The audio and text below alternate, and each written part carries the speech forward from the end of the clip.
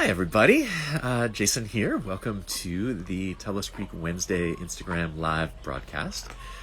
I am really excited to welcome my guest today. It is Eric Asimov, author and wine critic for the New York Times. And Eric will be joining momentarily, but while we're waiting for everyone to sign on, as I usually do, I want to give a little visual tour of what's going on at the winery and share some pictures. So, the big news for us right now is that we are right in the middle of bud break. So if you want to see what things look like, this is the time where there's a huge amount of variation between the different varieties. So first, I'm going to show you what things look like with the things that haven't budded out yet. So this is Mourvedre.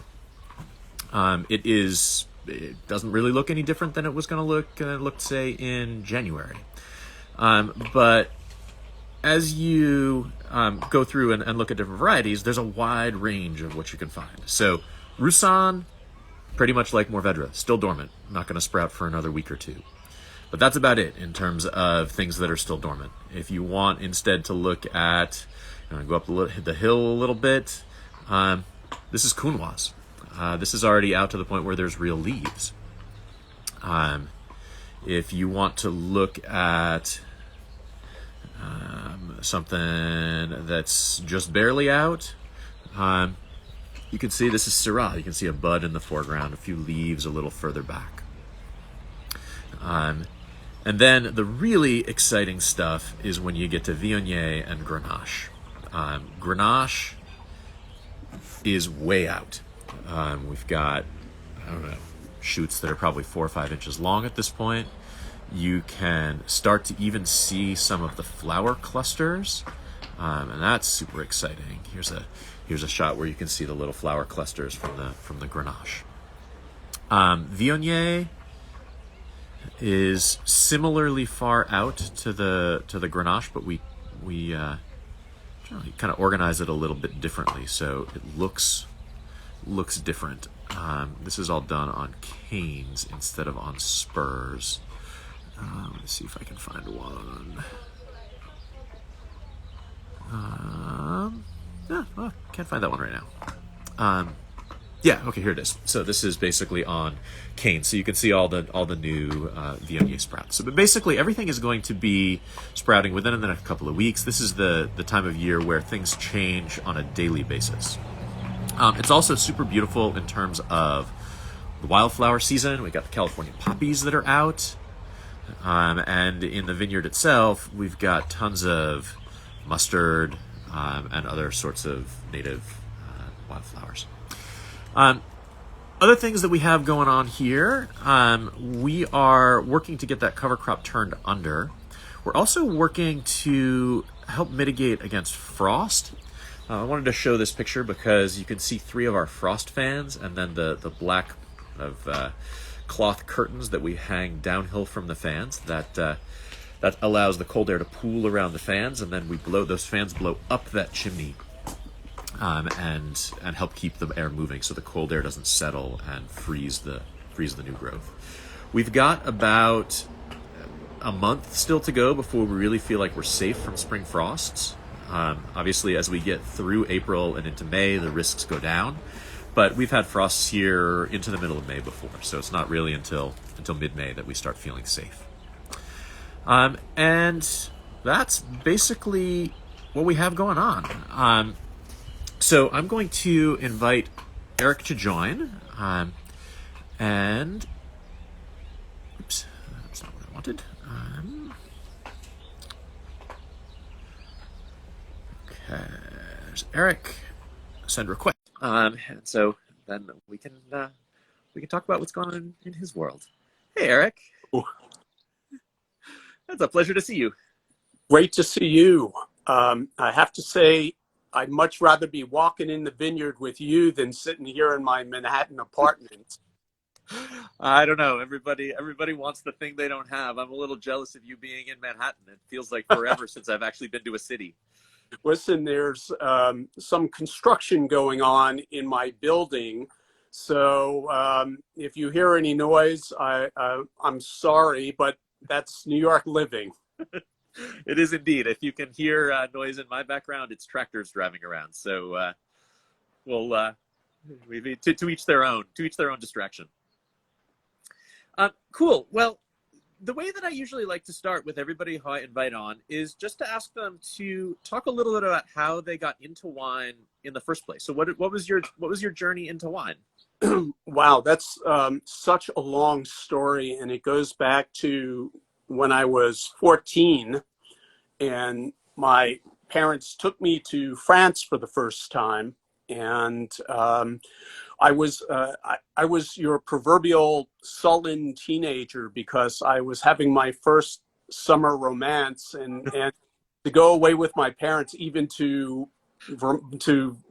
France was was a real return to childhood for me. So my father was going to meet some friends at a bistro for lunch, and my mother insisted that he take me with him because she was tired of being around me. So we went to lunch at Bistro Allard, which is still there in the sixth arrondissement, and I'll never forget the lunch that we had, which was simple food, but compared to 1970s era American diet, which was still TV dinners and instant coffee and so on. The food was just so vibrant and flavorful, and there was wine on the table, and they let me have a sip, and it just sort of put together this formula for me of good food, good people, and wine. And I've been chasing that ever since. And, every step of the way, there's been another epiphany from the first wine that I accidentally bought that just blew me away and took me to another level, to the first time I had, a really wonderful aged wine, a Riesling, a Burgundy. It's just been a really amazing journey. What was that wine that first one that you remember that was kind of your wow wine? I was in graduate school in Austin, Texas, and I just very innocently bought a bottle in what was then the only Whole Foods market in the entire country that happened to have a nice wine selection. It was a 1978 Barbera d'Alba from Giacomo Conterno. I'd never heard of Conterno. I didn't know what Barbera d'Alba was, but I think we were having spaghetti that night, and it seemed like the thing to buy. And it was just, so much better than what I was used to drinking, which were like these, we didn't call them magnums at the time. They were just big bottles from the south of France, the Minervois or something that were cheap. And, it was just a wonderful wine. And I said, I've got to figure out how to drink like this always. And, I think the key thing for me was that I got into wine from the bottom up. I didn't, go to a university with a wine society and drink great Bordeaux that had been stored for decades. It was, buying what I could afford as a student and learning and getting progressively more interested in wine, and always seeing it as something that belonged on the table. I feel like that informs the columns that of yours that I read, in that I feel like you really think of wine as at least having the potential to be kind of very democratizing, like that you don't have to be spending hundreds of dollars on bottles in order to get a great experience, and that wine can be something that anyone or almost anyone can be a part of. Well, I think that's true. I think that wine writers have spent so much time with the collectible wines and the benchmark wines, the wines with the potential to be profound. And of course, these are great wines and wonderful achievements, but I've always thought the most important wines in people's lives are the ones that you open up nightly for the table. And if you can improve that section, that area, you wine becomes so much more important and enjoyable. It's always profound and meaningful to go to have a meal cooked by one of the world's great chefs. You understand the potential of cooking and of food, and the artistry that can go into these sorts of things. But if you're not eating well daily, even when you don't have a lot of time or energy or money, what does it all mean in the end? So I like to drink wine every day, and I like to drink well every day, and I don't always like to spend a lot of money. Yeah, and that's a very similar philosophy to the one that my dad had. I mean, he was importing some of the great wines in the world. I mean, some of the great Burgundies and Beaucastel and all of that, and yet his thought was that wine was not something to be collected. Wine was something to be shared and enjoyed. And the thing which set Vineyard Brands apart from a lot of the other importers of that era is that it focused just as much on the brands side as on the vineyard side. So there were wines that you could find on a grocery store shelf for $9.99, as well as the Grand Cru Burgundies that would set you back more, and that there's a place for all of those things in a well-rounded portfolio. I think that's true, but what I have found is that the vineyard side is just as important for the more modest wines. And you go to the great wine regions in the world. If you go to Barolo, people are not drinking Barolo every night. They're drinking Dolcetto or Fresa, or so other wines. And the people who are making Dolcetto, for example, are they're carrying on a tradition that's gone on for generations. And if they pulled out all of their vines and planted Nebbiolo instead, they could probably get more money for their wines, but it wouldn't be honest or true to who they are or what their culture is. And what I find is that even the most modest wines can be very expressive of a people and a place, and that's really what fascinates me about wine. But I think that also ties into which I've read in a bunch of things, and which you also mentioned in the wine school that's coming up, that you feel like that $15 to $25 range can be a real sweet spot for value, because that's the point at which you largely are getting kind of humble wines from real places. Yeah, and there's so many of them, and it just takes a little, a willingness to look beyond the most famous names or the most famous grapes, and to really explore. And this is such a great time to do that, because we've got access to more great wines and more different styles from more places than ever before. So, Totally. they're out there.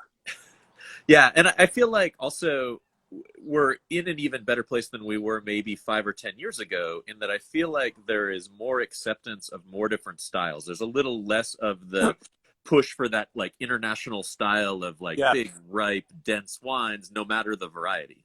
I think that's absolutely true. And I mean, it's really interesting if you go back 15 years and if you remember the movie Mondovino, which kind of suggested that everything was becoming homogenized, and the forces of international taste and commerce were all getting rid of all of the personality and idiosyncrasies in wine.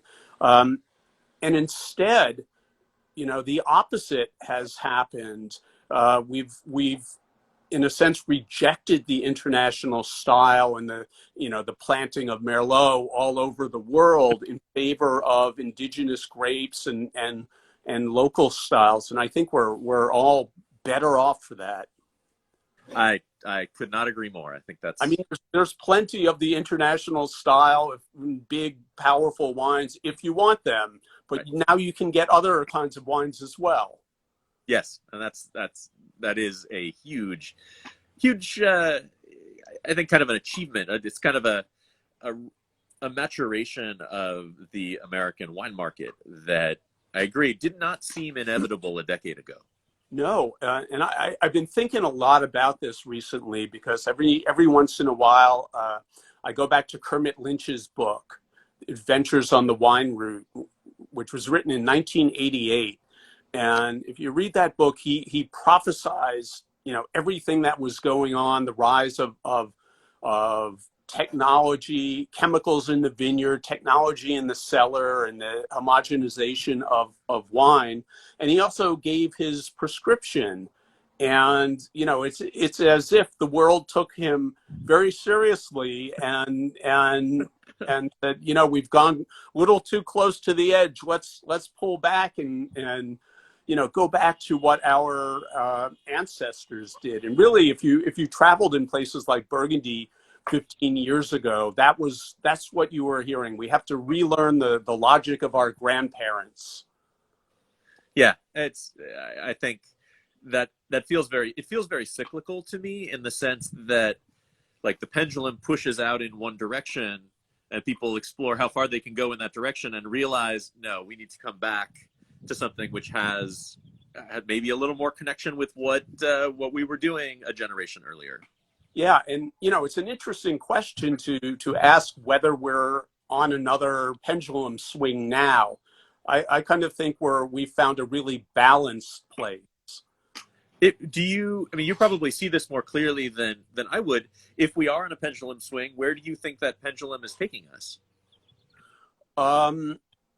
Well, I'm happy to say that it's brought us to a place where people are more interested in balance and restraint and subtlety than they were 10 or 15 years ago. I don't think that's a fad. I think that's a classic style of wine. Yeah. If it goes back in the other direction, it would be because of people becoming more averse to risk taking in the vineyard and in the cellar, and making very kind of safe wines and picking early and going back to chaptalization. I don't really see that happening. Right. It may be that people will want to sing the praises of the big, powerful fruit bombs again, and I've already seen some sign of that. But right now, I think we're in a pretty good place. Yeah, I mean, to my, at least from my looking at it from a supplier's perspective, from a producer's perspective, the biggest risk is in the consolidation at the distributor and retail level, that there are fewer homes for getting your wines out into distribution, and then a lot of growth in the chain retail area, where there's then a single buyer or only a few buyers who are deciding on 75 different store sets or 100 store sets, and there's a uniformity across that. And as the wine producing conglomerates and the distributors both get bigger, there tends to be more alignment between those and then the chain retail. It's a very different story in New York, where there is not really any chain retail. Every retailer is its own individual entity, but that's not true everywhere. No, that seems to me to be the biggest risk. Yeah, and that's been one of my fears about the the post-pandemic world, where business has been so hard that there will be some kind of consolidation among distributors, and in particular, I guess, wineries as well. And I think that sommeliers in good restaurants have have been so instrumental in introducing people to new and different wines, and giving them the license to take a chance. And I'm worrying about what happens without that interface between consumers and producers. You know, if everybody is moving to buying directly, you know, whether it's direct to consumer from producers or from wine shops online, you don't really have that, you know, that personal exchange in which you might allow yourself to be introduced to something new. Yeah, the algorithm that says because you bought this and this, you should buy that is probably not going to have that same No, breadth of diversity of experience. no. I mean, it reminds me a little bit, and I'm, you know, I'm old enough to remember in the pre-internet age when you went to libraries and browsed in file catalogs, and you know, you would discover the most amazing things on your way from, you know, to what you were looking for.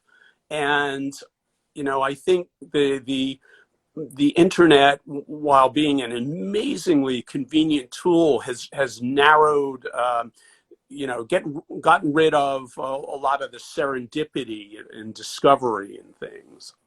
Yeah, and I do feel like for every action, there's a reaction. And in this case, the fact that there is, you mentioned the kind of way that the direct to consumer piece filters in when the options that might be available on a grocery store shelf shrink. And I feel like the same thing is true with wine education, that there is, and we're seeing this a little bit right now. I mean, there's obviously the higher profile things like the wine school columns that you write, but there's also, I think, been a proliferation during the pandemic of people trying to share their inspiration and their ideas with people using some of these virtual tools like Instagram Live, like Zoom, like Facebook Live, like YouTube, that I'm not sure would have happened in the same way without the pandemic. That's true, and there's, you know, there's a lot more. Consumers have the opportunity to speak directly to producers or to interact directly in a way that they didn't have before. And so it may be that new ways of introducing people to different sorts of wines will arise that I'm just not imagining.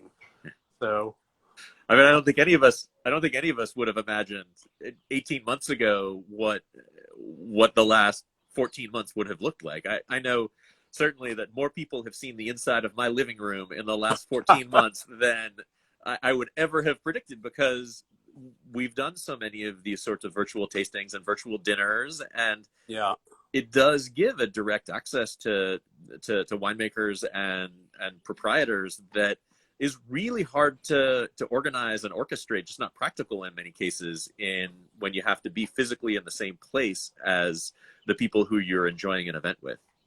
Do you think you'll be going on the road as often as you did before? No, I don't. I think we will go back to doing things on the road, but I think a lot of the old model for how you go out and promote your wines is going to feel very outdated. I mean, the days of getting into a car with a distributor rep and riding around and visiting 5 retailers and 3 restaurants that they've happened to have chosen for the day, that feels like a very analog, like inefficient way of going out and exposing your wines to new people. I feel like having these virtual tools where we can bottle up samples and do these really in-depth educational sorts of experiences, that feels like something which is here to stay. Yeah, maybe it's better for the planet too. Although I have to say, you know, virtual tours are not a substitute as far as I'm concerned, for just being able to walk in a vineyard and smell the air and feel the vibes. Yeah. And I think that's one of the things that's going to be really interesting to see over the next year is which of these things that we've been doing because they were our only option are going to stick around because they're the best option, or Yeah. they're a good complement to the things that you can do when you're there in person. Yeah, I think it just adds tools to the toolbox. I know I was always super reluctant to, like, people, I would get Zoom meeting invitations and I'd be like, yeah, I'll just call in. And now, of course, like, we figured out all these tools, and that once you've figured it out, once you've done it a handful of times, like, you realize the potential that they are, and that the kind of fear of jumping in is gone. Yeah, yeah. Do you remember the first time that you came out to Tablas Creek, and we were driving around? I have this vivid memory of my dog at the time bringing you something that looked like a stick to throw when we were in the vineyard. And as you looked down to see what it was, it turned out that it was this, like, desiccated, eviscerated rabbit that was like rabbit skeleton with, like, ears on one side and feet on the other side. I was mortified, but That's what dogs do, right? welcome to the country. Been about 15 years ago or so. Yeah, I would say about that. Yeah, it's been amazing to see the evolution of Tablas Creek over the years. It's been a great ride. It's been a great ride from this side too. I mean, it's interesting for me to see how some of the threads that got started by, I mean, not even by my dad, but you go back to, like, what Jacques Perrin was doing in the 1950s of trying to find these varieties that had been lost in Châteauneuf-du-Pape, lost to phylloxera, found where they'd survived, bring them back, plant them at Beaucastel. Like, we're just finally completing those grapevines journeys now into California. We got our first ever bottling of Vacarez yesterday. And that's Right. the first time it's been grown and harvested and bottled outside of France, we think, ever. Like Muscardin, which is the last of the 14 Chateauneuf grapes that they have at Beaucastel, for us to get into production here. We harvested 170 pounds of Muscardin last year, and it's whatever. We have one carboy in the cellar right now. It's the beginning, but it's also this through line of the work that the parents have done at Beaucastel, which is incredibly exciting to be a part of. Yeah, and I imagine, in the Tablas Creek terroir, you are coming up with something that may be completely different, and just will be enjoyed in a way that nobody ever imagined in Chateauneuf. I think that's already happening to some extent. You think of grape varieties like Grenache Blanc, which, if you read the old literature, like the French and British literature on what Grenache Blanc is like, they talk about it being this kind of blousy, alcoholic, perfectly pleasant, but not exciting grape variety. And you think of what it's turned out to be here on the Central Coast with these really vibrant acids and this bright kind of citrusy, green apple-y zippiness to it. Mm-hmm. And the fact that it is a lead grape for so many of the things that we do and what our neighbors do. Like, you never know. You take a grape out of its homeland and you put it into a place that is different. It's going to be different. Yeah, I mean, who nobody would have imagined California Valdiguet or Right. some, but I've had great bottles. And I think this is something that I've thought about a lot with a grape like Pickpool, which is, Yeah. I mean, it makes these kind of cheerful, lively, pleasant, but not usually very dramatic wines in the south of France. But out here, because we don't really have any preconceptions, it's not like we have to sell it at $10 and have to produce it at 8 tons an acre in order to make the economics work. We can give it attention that I don't think it usually gets in a place like Pinay, and realize that it can have so much more depth and texture and complexity than you would find in a French example. And it's just because we've taken it out of a place where it's kind of pigeonholed as to what it can do, and here everything's a clean slate. So I think there are going to be a lot of discoveries like that, where varieties that maybe, like, you think of as being workhorse varieties or just kind of pleasant but maybe not exciting varieties turn out to be more than that when they're given the attention that everything else is given. There's so many examples of that. Whether it's aligoté or sylvaner, or just grapes that are thought to have limited potential, and then somebody plants them in a better spot, or devotes a little more time to them, and demonstrates that they can make great wines, really enjoyable wines that go beyond anybody's conception of what they could do. So I've become, very, very hesitant to put limits on any grape's potential. Um, I noticed that your most recent wine school exploration was of Grenache, uh, Yes. which feels very timely. But um, I think that's an example of a grape that maybe people thought they knew 20 years ago, which has turned out to be different, or at least more diverse in some really interesting ways. Yeah, I mean, I've had that experience myself of, pigeonholing Grenache as one thing, and learning in the last 5 or 7 years that it can be something much different. Yeah. And it's people have called it the Pinot Noir of Yeah. the South. Not that it resembles Pinot Noir in any way, other than its ability to be transparent and show terroir. And I think there's a lot to be said for that. I'm really grateful for Pinot Noir having opened the door to red wines that are not like opaque and black for the American public. I feel like it was really Pinot that did the heavy lifting, that showed that a wine can be complex and flavorful and not be not be deeply purple.